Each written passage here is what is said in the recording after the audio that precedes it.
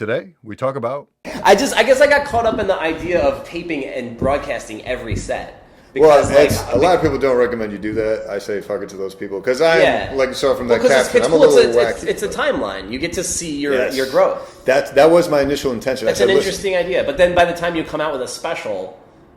people have saw the 5 years of fucking... Well, here's the thing. So here, I thought about that too, and I think here's my solution to that. So I would still record every set because, like you said, that's exactly what I was going for, which is... the growth. And I've already seen, I'll see other comics randomly comment like, holy shit, man. I took a couple years off from comedy. I didn't think I was that funny, but you're literally showing me. It's one thing to read in a blog post. This is how you do it, and make sure you keep getting up there and keep trying. But it's for true. someone to see me literally eat shit on a joke one time, and then 15 times later, now it's killing. Yeah. Which I rarely do, but whatever. Hey, man. That's inspiring to some people. A. Secondly, I think it'd be cool if things work out where, in my head, being a narcissistic, egotistical fuck, that someday I could be the next Chappelle. Wouldn't it be cool if, take Chappelle right now and be like, dude, Chappelle's hilarious. How cool is it if we could access his entire catalog of where he was, where jokes came from, especially if you're a nerd for comedy. Yeah, so watching Dave eat it as a 15-year-old. Right. Because no one's going to show you that. No one's going to show you that. Well, you know what? It's like you said. It's like people will be interested as long as you have it. If you have it, then you have it, and there's as long as you have enough cloud space to fucking post all these videos. Google is continuing to expand, so whatever, that's what's up, man. But yeah, man, it's and you'll get your following, like I said. So if you find those people that are drawn to you, like that discovery card, then I'll have people commenting like the hardcore fans. They'll be like, I don't know why no one's laughing. I thought that was hilarious. Like you got to connect with certain people. And the chances of your fans being in the room are small, but if you record it and you put it on YouTube, then people that actually, you know what I mean, the right people will find it.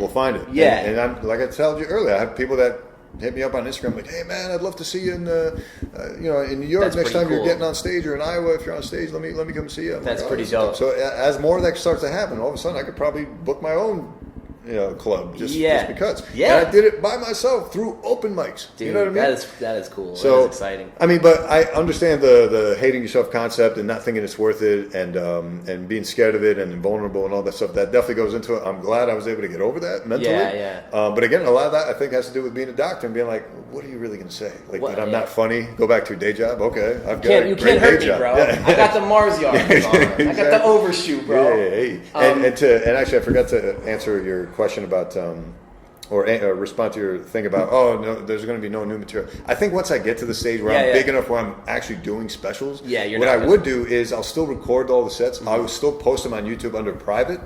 And then once I do the special and the special's out, then I'll go back and unload the backlog of sets that it took to get there, so that people can still access it in retrospect. Yeah, exactly. Well, do you know what you'd call your special? If let's say you had to make a special tomorrow.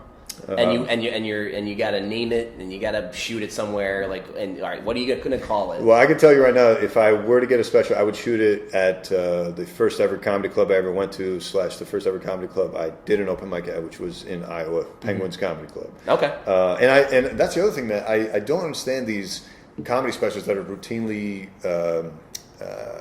filmed in theaters. I hate theater laughter. It seems so empty and blown out. Whereas a comedy club feels so much more real, and it's a fucking special, dude. You didn't. I think we're at the level. No, I didn't mean to cut you off, but I think we're at the comedy level where I agree with you. I think every time a special is shot at the Comedy Cellar, I'm attracted to that. Yeah, it sounds better. Or the Original Room or the Belly Room or whatever in the Comedy Store. These are great places for comedy, and small intimate theaters too, maybe like Irving Plaza or something like that, Gramercy Theater. Those are cool places to do a show. But you're right, anything bigger than that, I think it's just comics flexing.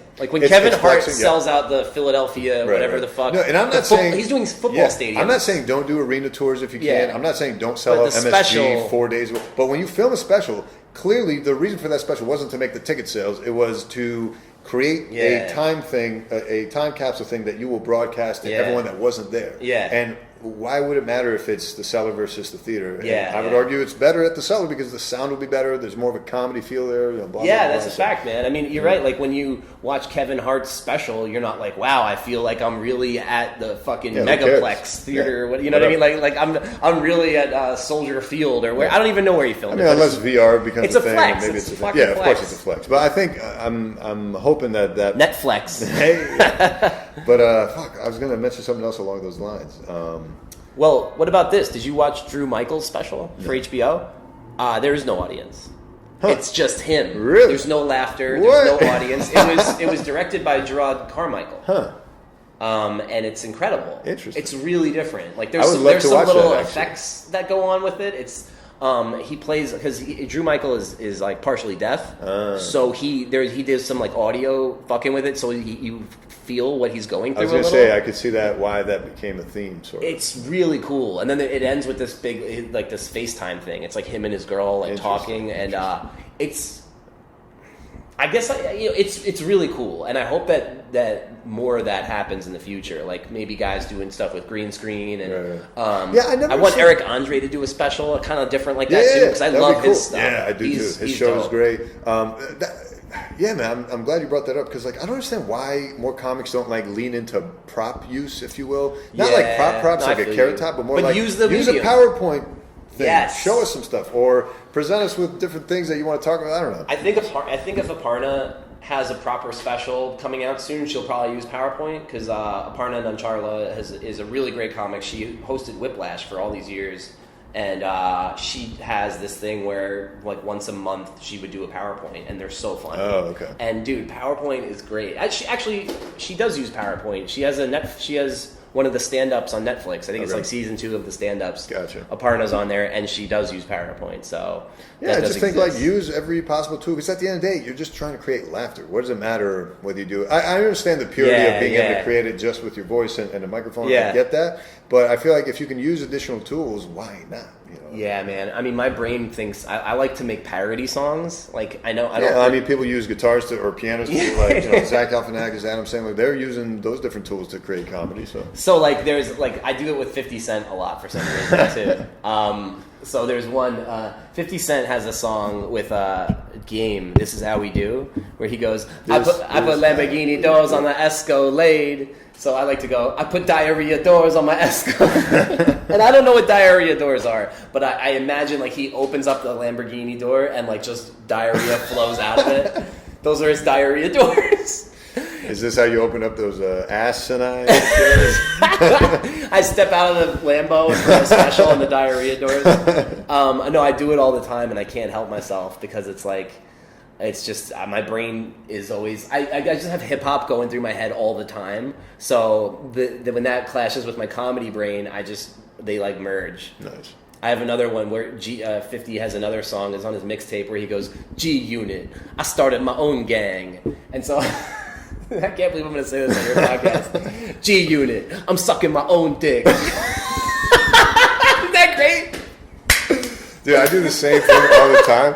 Like I'll just say the dumbest shit that doesn't even make sense in a hip hop song I'm like super into at that point. I'll be like, I'll just insert bitches and hoes into it, suck my own dick, fucking ass to the butt to the penis. I'll just insert random, just whatever word I know is inappropriate to say. I'll just insert it into the line.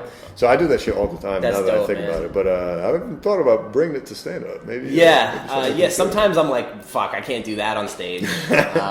Maybe that's what's holding you back, man. Oh, you've tried it. Okay. Oh, I have another one. I don't know who sings this song, but it was like an '80s banger.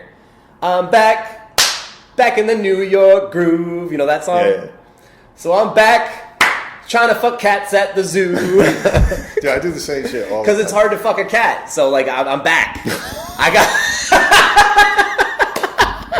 Dude, I think this is your lane. I took some time off. I figured out how to get them from stop scraping my dick off because they got claws, these cats. Oh my god! So now I'm back and I'm ready. I'm focused and I'm gonna try to. You need to do. You fuck need cats to at the zoo. The diarrhea doors, the cats at the zoo. You just need to just cold open with these lines. Yes. And then do the explanation. I'm just picturing a Lamborghini door coming up and yes. Or because I'm back. Like if you. I took a little while in the emergency room. I got some skin grafts. See, I'm telling you, if you tried that might be an angle you could, and that'd be niche. That'd be something no one else is doing. It'd be unique. You know what? Come to No Fun Bar next week. I'm leading with fucking cats at the zoo. You should come do the show if you're available. I'll book you. Sure, man. Cool. We could even do an epilogue to the pod if you want. Like epilogue. You're at No Fun Bar doing your set. Like do another like a link, segment? Like a link to it, or maybe at the whatever. I don't want to tell you how to run your show, but like. Well, I'm gonna be out of town next week and the week after. Come so maybe when I'm back in whenever June. you can make a Tuesday, come through. Let's do it. Backlog for a second. I want to talk about writing. Sure. Because. And then we got to wrap this up. I love doing stand-up. I was in a zone where I was hitting like 2-3 mics every day. Okay. And then I realized I might be practicing bad habits because I'm not writing enough, but I'm just, like when you have a set and you're going to mics with that set, you're just kind of gouging that into your brain. Right.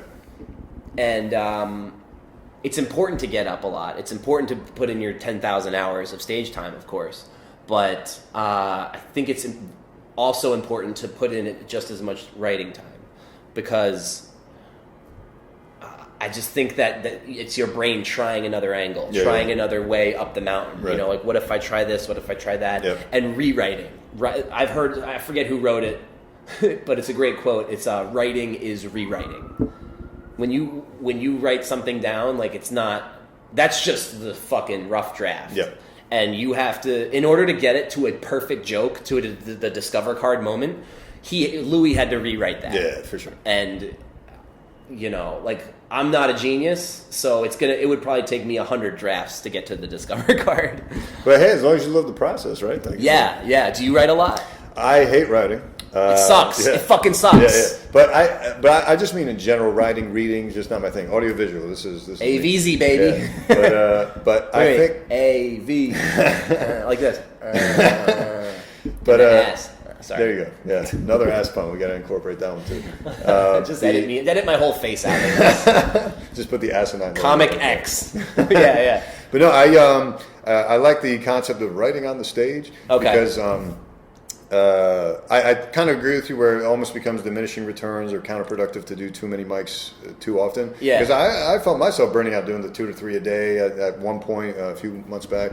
But I will say, I think, like you said, man, getting up on stage time is very important because the kinds of jokes I would sit down and write now, I would not have written them those same ways when I first started. Like the kinds of jokes I was writing then, because I didn't know what the stage was like. I didn't know cadence and like what to expect where. So now with all that experience in my head, now when I write a little bit differently. And even like jokes that I just came up with that I just wrote and I try it for the first time and it's killing. I'm like, holy shit, like this is like that would never happen early. So we should let's sit down and write sometime, man. Like let's just seriously, because I know you say you only write on stage, but like writing is a lot like going to the gym. Yeah.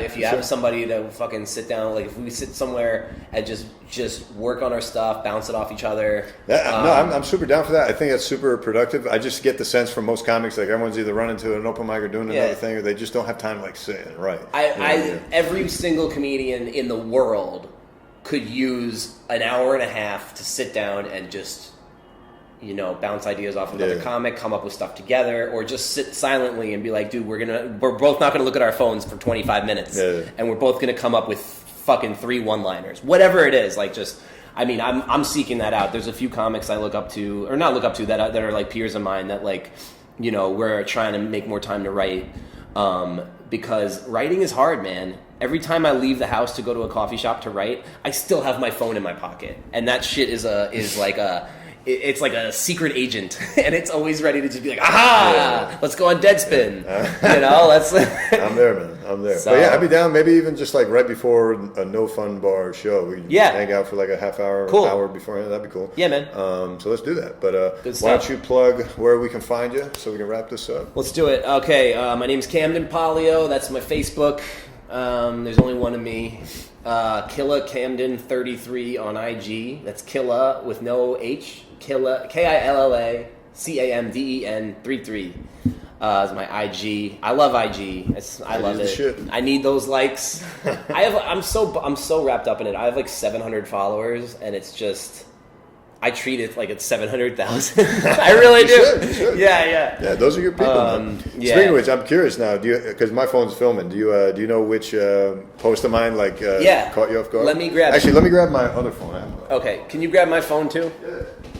It was so comedy. I fucking love it. Let's see. I want to read this. I want to read it out loud. It was so funny. Where is it? Okay, yeah, this one. I love this, dude. Honestly, I'm so happy that I went from reading it to shaking your hand about it. All right, now, this is Killa Camden 33 as Dr. Souls 11. Yeah. Okay, so, sure, half the room was filled, which compared to 0.11% typical room fillment at your average open mic. This was incredible. Laughs felt hearty AF. Plus, got to rock a little Kanye and a little Virgil. And we get it. Half Nike, half Adidas. But that's basic bish-ish. Maybe look deeper. Kanye and Virgil are brothers. And they both getting bread from 2 corporate money chambers. They DGAF. They just creating. Let them do-ish. They could give 11 less fugs. Get it? Because I didn't swear? Am I right? So now I'm suddenly Disney Channel worthy? Because human beings confused as fuck? HBO triggered. Anyway, set it up on YouTube. We get it. Y'all thought I bombed the little ass set. I didn't get guffaws, but Jesus, we get it. iPhone doesn't carry the back of LaRooms. LOLs. Ultimately, though, it is what it is. Hashtag IIWII. Killing it. Dude, that was like a walk-off grand slam home run. Wow, that's so hilarious hearing someone else read that. I didn't even get to the hashtags. If what? Oh, the hashtags are bullshit. Oh, okay, yeah, fuck them. Dude, even, you know Matt Summerstein, right? Yeah. So, actually, Matt commented on it. Whoops. He goes, typical room filming. God, I love this whole caption. Incredible, dude. Like, it caught me off guard because, like, someone like him, I don't expect him to be, like, reading my captions, let alone you. That's star quality right there, man. Oh, it was just like... It was like a fucking... It's like Tom Green or something. Like a guy that's in his own fucking world, and you're allowed to peek inside of it. You're like, yo, dude, he's still talking! Yes! Dude, that's literally what I'm going for. Like, no disrespect, I know Tom Green doesn't have all the comedy cred in the world, but just like the idea of you creating something, and you're like, dude, I'm a grown man. I'm a fucking surgeon. And I'm out here like showing my whole ass, just having fun, man. And that's, dude. Honestly, man, you really are a comedian because that made me laugh, dude. I'm glad. That's my Discover card moment. You know, hell yeah, bro. But yeah, it's and you know what's funny? That set and from that photo, that was maybe to date my all-time greatest set. Oh no shit! I would say because actually that was the same set where I wrote a joke that day, and I was like, I'm going to try this today, see how it goes, and it killed. Okay. So, by the way, that never happens. That was very rare. You know, like you write something and you're like, oh, this is dope. Right. It usually doesn't, because you just haven't said it yet. So the first time you say it, it's usually you're fortunate. Yeah, usually yes. But I think a lot of it too, and we didn't really delve into this too much, but it's totally real, man. Like if you have the right energy, and because you were like revving the engine to get the show in a certain place, but if the show is at a certain place, or you bring that certain energy up top, then all of a sudden those middle jokes that may have been like total duds at like a New York open mic, especially I feel you. Those will, for some reason, maybe even explode with laughter for whatever reason. Yeah, because it's a lot of window dressing. It's like you put them in the right place of mind where they're like, now, like if who's the funniest comedian out right now? I don't even know. It was Louis, but Louis had a few missteps. I would argue Andrew Schultz, personally. I think Schultz is killing it. Killing right now, man. Schultz is killing it. Well, so let's say I honestly think a guy like Schultz could read the phone book and it would be funny because we know he's funny now. You know what I mean? Like your brain is like, okay, I'm ready to laugh. Yeah. And I was there with Louis, man. I was like, the dude could read the fucking phone book. Right. And it sucks. He's a hero. He fucked up big time. And, fuck him. Idiot what idiot. Actually, I forgot to answer your initial question. That would be the name of the special for me. Nice. But the problem is I haven't gotten the stage presence yet. I've grown, dude. In just 6 months I've been doing stand-up. Like, I can't believe the amount of growth I've had already. Your hair, too. Hey. But I think what I want to do next is bring a lot more of that YouTube inside jokes and like what you just kind of read. Yeah. That kind of stuff. Oh yeah, like more of a character. I want to bring that in a little bit and then incorporate the itty witty mantra that I have into the stand-up. And once that's there and once that becomes like a catchphrase that I can use on stage and not just on YouTube or on IG, that's when I think I'd be ready for a special that's called by that. But just call it that right now, I wouldn't be ready for that. Because you were like, oh, if it came out today, what would you do? I want to call it that. I want to do it at Penguins, but I don't have the material yet to fulfill what my dream is of that special. So. You ain't in what you will be is. Yeah. All right, man. So thanks for coming. And, dude. I can't wait to see your growth. Can't wait to see you at No Fun Bar. Plug. Thanks for having me at your place. Great place. Great pod. Had a blast. Awesome. I should have said awesome. I said awesome. Awesome. Hey, another one. Got him. Boom. All right. Bye. Peace.